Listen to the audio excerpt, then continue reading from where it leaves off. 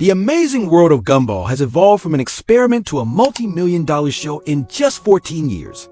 From new character designs to the creator now hating his own show, we're gonna go from the beginning all the way to now to understand exactly how we got here.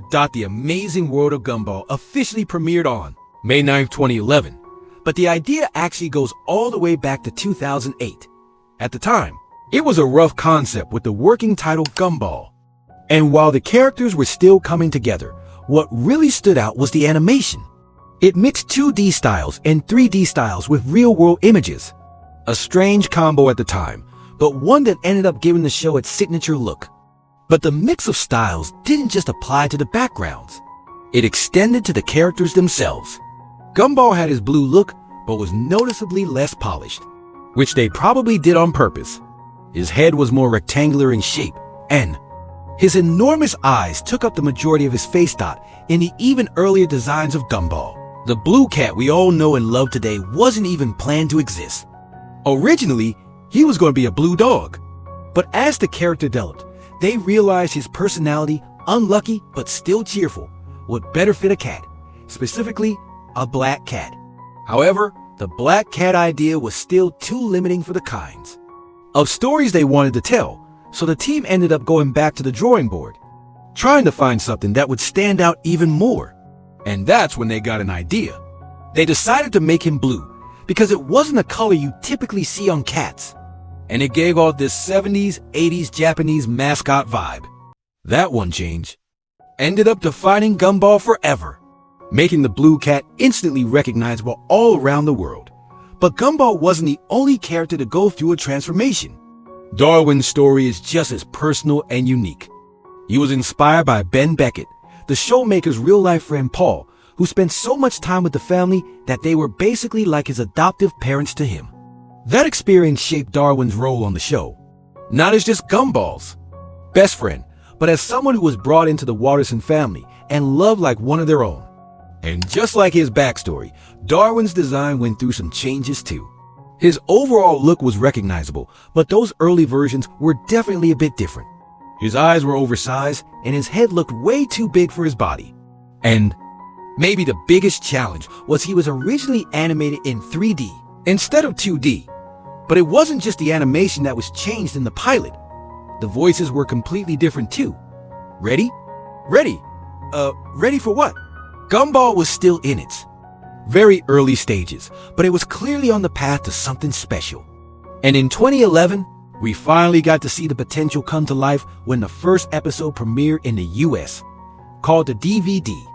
Right from the start, The Amazing World of Gumball stood out with its wild mix of animation styles, real-world photography, for backgrounds, characters, and so much more. Season 1 kicked off with 36 episodes and gave us a real look at the Watterson family and their totally chaotic lives in Elmore. Alongside Gumball and Darwin, we met Richard, Nicole, and Anais.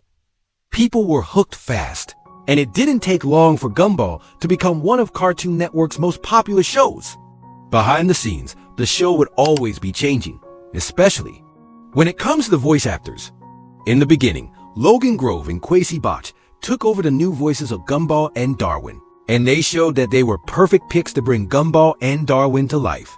But as time went on, things would change in ways no one saw coming. Changes that would eventually shape the future of the show in unexpected ways. Before long, The Amazing World of Gumball was already making waves.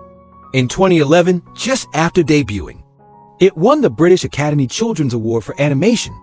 The first episode pulled in 2.12 million viewers in the US, which really just shows how quickly the show started catching on. Critics also took notice. These early wins set the stage for Gumball to become a standout show in animation.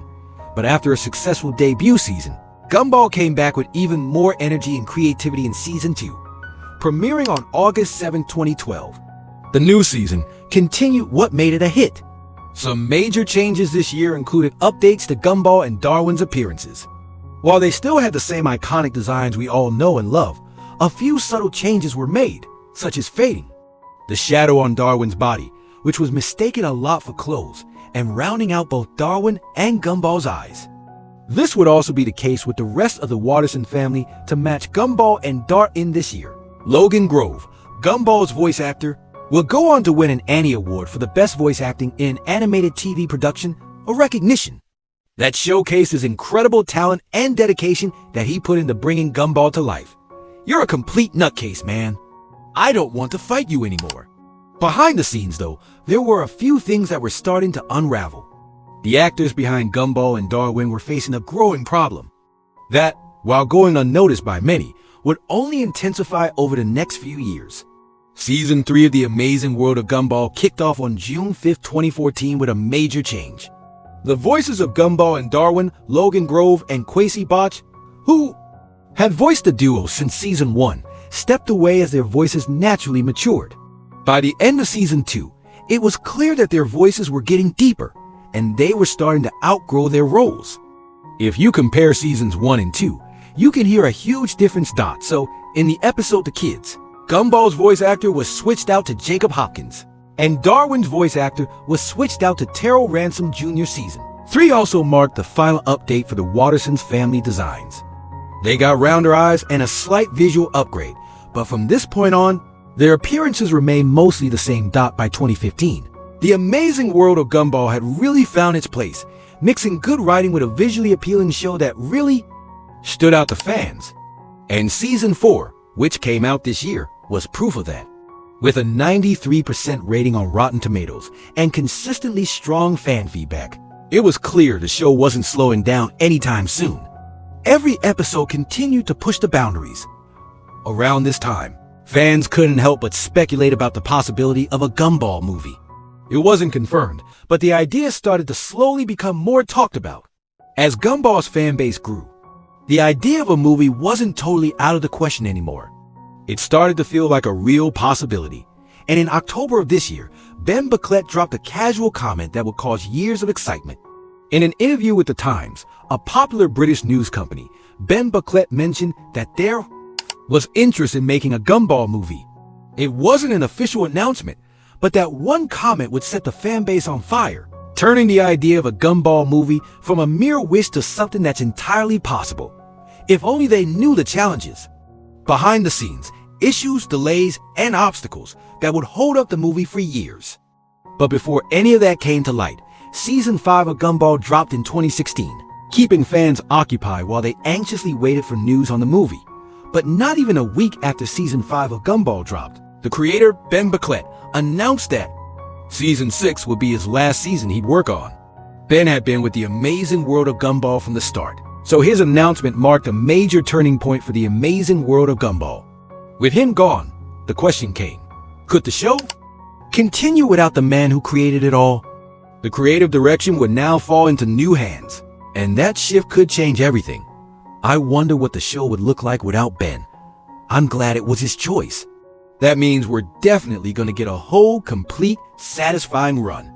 Fans were split over Ben Bucklett's departure after Season 6. Some were concerned about how Gumball would continue without its creator. On the flip side, others respected his decisions and were hopeful for the future, knowing that it was his choice to step away. At first, Ben's announcement had fans thinking that Season 6 would mark the end of the series. Also, I'm the one leaving after Season 6, but it's not necessarily the end of The Amazing World of Gumball. But then, he stepped in to clear things up, essentially saying, hey, I'm the one leaving. But the show isn't. However, as time went on, the idea that Season 6 might actually be the final chapter began to feel more real. While Ben was already saying his final goodbyes early, new cast members were being welcomed to the show. By this point in Season 5, Jacob Hopkins and Terrell Ransom Jr. had been voicing Gumball and Darwin since Season 3, but just like the original actors before them, they started to get too old for their roles. So the show brought in new voice actors. Nicholas Cantu started voicing Gumball. Donald Hensley Jr. started voicing Darwin. After the episode The Copycats, they quickly settled into their roles, picking up right where the previous actors left off. And over the next year, they would work on the show behind the scenes, getting ready for the next season that was about to come. Ilky Theo and Hero Hunter will be the new voices for Gumball and Darwin Watterson in the new Amazing World of Gumball series. And in the show, these voices sound great. Are you thinking what I'm thinking? Yeah, we're never eating tofu burger for the rest of our life. So that was the entire history of Gumball. Make sure to subscribe, and I'll see you in the next one. Lava Change.